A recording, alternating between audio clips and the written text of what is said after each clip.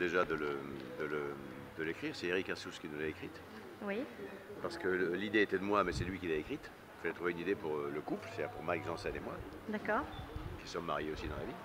Il voulait absolument faire quelque chose pour nous. On a fait une histoire de couple. C'est difficile, tout a été fait déjà. On va faire l'histoire d'une vengeance de femme qui en a beaucoup bavé avec son salopard de mari. Mais ça, c'est pas suffisant et c'est pas assez drôle. Alors on a trouvé une idée qu'on raconte pas, c'est parce que ça déflore le sujet, mais qui dépasse ce qu'on croit. C'est pour ça que le public, jusqu'à la fin, ne sait pas ce qui va arriver. Il y a ce type qui arrive, qui veut essayer de retrouver sa femme. Et elle ne veut pas, mais qu'est-ce qui se passe à la fin? Il se passe quelque chose d'original qu'on ne peut pas raconter parce que sinon on déflore le sujet. Et c'est une pièce qui a immédiatement intéressé le public depuis le mois de septembre. On l'a créée en Suisse au mois d'août. D'accord. Et on la joue depuis le 15 août sans arrêt. Et on la joue jusqu'au 25 juin. On la joue avec bonheur parce que ça a Beaucoup de bonheur. Ça a très bien marché. Et on va faire une énorme tournée l'année prochaine de 7 mois, 120 villes, en Suisse, Belgique, Maroc, Qatar et France évidemment. Ça, c'est une bonne nouvelle. Merci.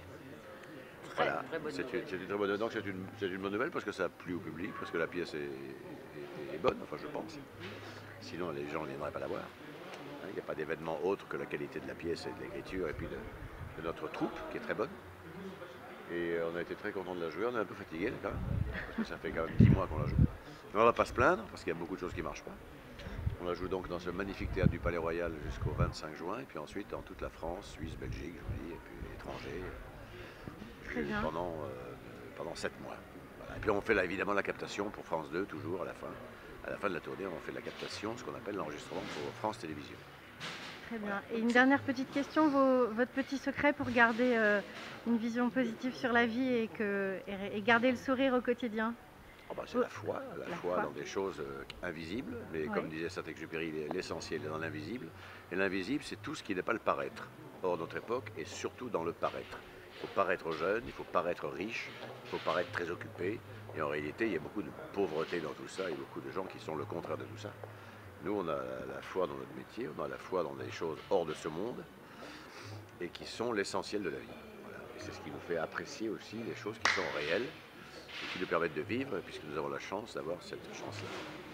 Merci beaucoup et un petit mot d'encouragement pour l'équipe de Newsitive. C'est une bonne idée quand même de voir les choses d'une façon positive. Oui, c'est une bonne idée parce qu'il n'y a que, quand même, symboliquement, il y a 90% de mauvaises nouvelles dans ce qu'on appelle les news, quoi, les nouvelles.